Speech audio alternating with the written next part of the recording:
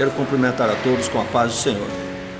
Louvar e bendizer ao nosso Senhor Jesus Cristo por esta rica oportunidade de estar aqui nesta tarde e mais uma gravação de evangelização para nossos irmãos.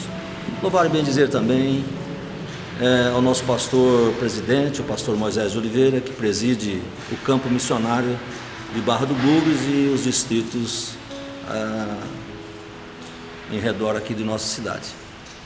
Hoje nós falaremos um pouquinho mais de Jesus. Nós estamos aí toda semana fazendo um vídeo de gravação e hoje nós vamos falar um pouquinho mais. Nós vamos falar lá em Mateus capítulo 27, versículo 45 e a seguir, que diz assim: sobre a morte de Jesus. Desde a hora sexta até a hora nona, houve trevas sobre toda a terra. Por volta da hora nona, clamou Jesus em alta voz, dizendo: Eli, Eli, lama sabachthani, o que quer dizer: Deus meu, por que me desamparastes? E alguns dos que ali estavam ouvindo isso diziam: Ele chama por Elias. E logo um deles correu a buscar uma esponja, e tendo-a embebido de vinagre e colocado na ponta de um caniço, deu-lhe a beber. Os outros, porém, diziam: Deixa, vejamos se Elias vem salvá-lo. E Jesus, clamando outra vez com grande voz, entregou o Espírito. E eis que o véu do santuário se rasgou em duas partes, de alto a baixo, tremeu a terra, fenderam-se as rochas, abriram-se os sepulcros, e muitos corpos de santos que dormiam ressuscitaram. Irmãos, nós estamos vendo aqui que Deus silenciou no momento da morte do seu filho, ou seja, Deus silenciou com o próprio Deus. Nós estamos vendo aqui um total abandono de Deus para com Deus. Muitas vezes nós, na nossa vida espiritual, e eu vou explicar aqui por que é que acontece esse afastamento por que aconteceu esse abandono de Deus para com o Filho na cruz. E às vezes acontece conosco também na nossa vida aqui na terra. Vejamos que tem três tipos de respostas que Deus às vezes nos dá, e às vezes Deus silencia. Às vezes Deus diz para nós sim naquilo que nós pedimos, naquelas petições que nós fazemos, ou dizemos não, ou nós temos uma resposta de Deus que é o espere. Nós sabemos que esperar ninguém gosta, não é mesmo, amados irmãos? E aqui no caso de Jesus, se nós formos olhar a Bíblia toda, houve um profundo silêncio de Deus naquilo que Jesus estava clamando. Jesus clama: Deus meu, por que me abandonastes? Né? E aí nós começamos a refletir: mas por que Deus abandonou o seu próprio Filho na cruz? Poderia Deus ter mandado uma legião de anjos e ter retirado o Senhor Jesus ali da cruz, mas não o fez, né? E aí nós começamos a analisar a história toda, e Deus às vezes silencia mesmo. E nós vamos voltar um pouquinho lá atrás, no último livro do Antigo Testamento, ou do Primeiro Testamento, como assim vocês preferirem.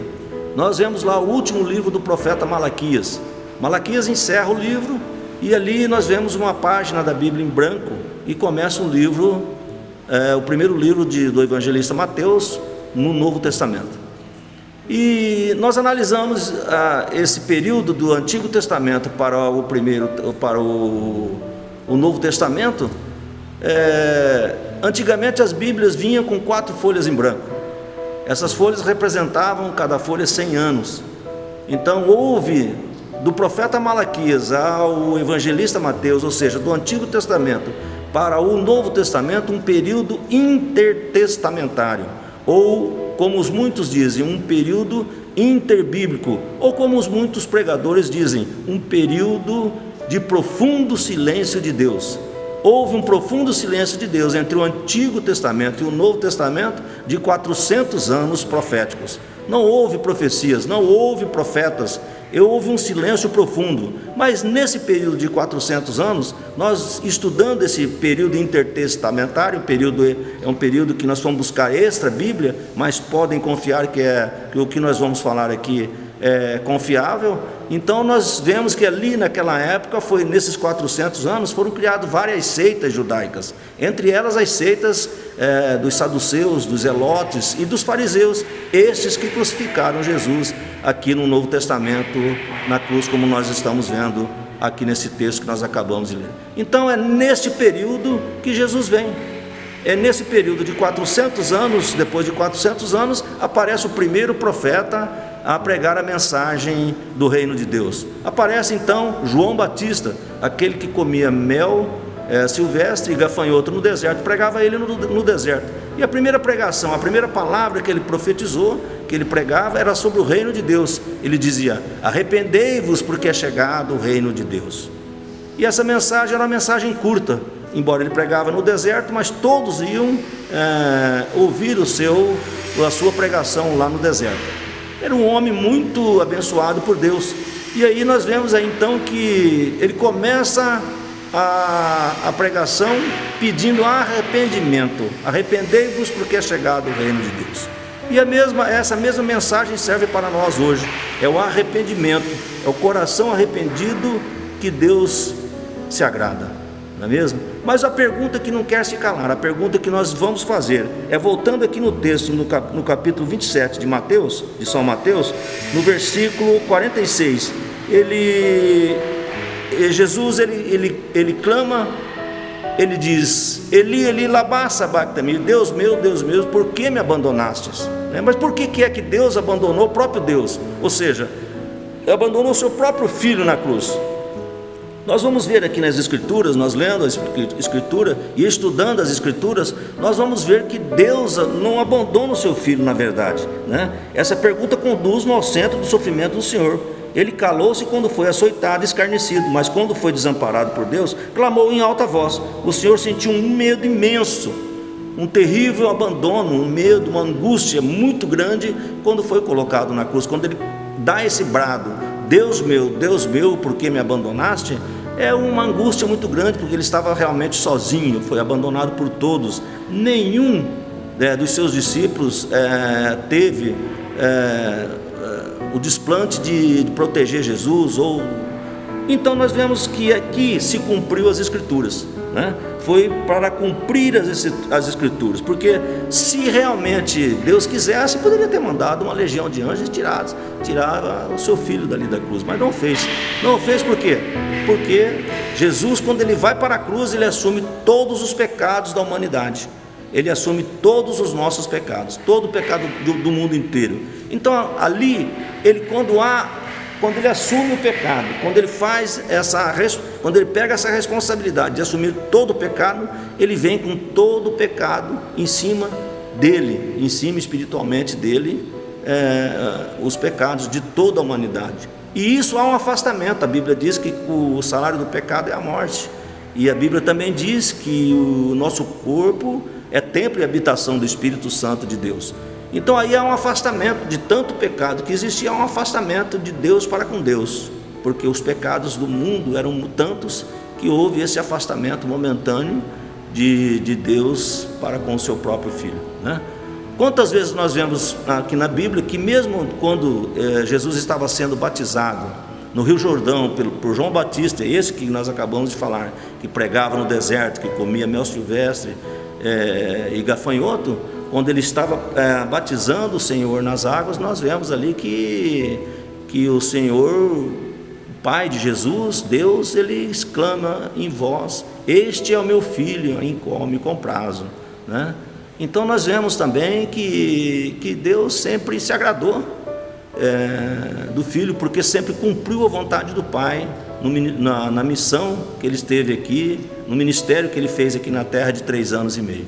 Então nós acreditamos que Deus, ele silencia sim. Às vezes nós queremos uma coisa, peticionamos uma coisa, clamamos uma coisa, mas Deus acha que pensa lá na frente. Então Deus tem um outro propósito para cada vida de cada um. E nós vemos depois que Jesus foi glorificado, né? O nome do Senhor foi honrado e glorificado, porque nós vemos que o Senhor, ele foi sepultado, ele ficou 3 dias sepultado, e tomou a chave do inferno, tomou a chave da morte, ressuscitou e está sentado à direita de Deus Pai Todo-Poderoso, aonde há de vir julgar os vivos e os mortos, ou em juízo ou em graça. A Bíblia diz que o Senhor 319 vezes Ele virá para buscar a igreja do arrebatamento. Então nós temos que estar preparados, irmãos. Nós temos que estar preparados, porque o Senhor não morreu em vão na cruz. Esse brado que o Senhor dá, Deus meu, por que me desamparece, não foi em vão. Foi por causa dos meus pecados, foi por causa dos seus pecados, foi por causa, em virtude de todos os pecados da humanidade. Então o Senhor, Ele carrega na cruz toda essa angústia para nos salvar dos nossos pecados. E aí esse entendimento de salvar toda a humanidade é estendido para todos, mas nem todos estão preparados e estão querendo a salvação.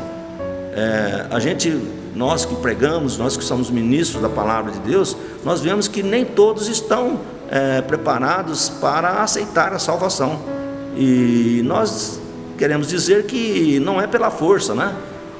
A Bíblia diz que não é pela força e nem por sabedoria humana, mas sim pela ação do Espírito Santo de Deus. Então eu quero fazer uma reflexão aqui com os amados irmãos. Quando Jesus dá o brado na cruz, Ele leva todas as enfermidades, Ele leva todos os sacrifícios. Não há mais culto levíticos, aquilo que estava lá em Levíticos, lá atrás, acabou. Não há mais cerimônia de cultos levíticos, não há mais sacrifício de animais, porque o Senhor já fez o sacrifício completo na cruz. O sangue que foi derramado foi o do Senhor, o sangue que Deus, o Pai dele, se agradou do sacrifício do Filho na cruz. É por isso que o Senhor está às portas da igreja para vir buscar o seu rebanho e as suas ovelhas no dia do arrebatamento. Eu tenho certeza absoluta que você fará uma reflexão em tudo que você ouviu nesta gravação e neste vídeo. Tenho certeza absoluta que você vai levar a sua família e vai refletir para vir junto conosco nessa grande caminhada que vai ser o arrebatamento da igreja, que vai ser estar com o Senhor na grande ceia das bodas do Cordeiro lá no céu, junto com o nosso Senhor Jesus Cristo. Que Deus abençoe a todos, um abraço e fiquem todos com Deus.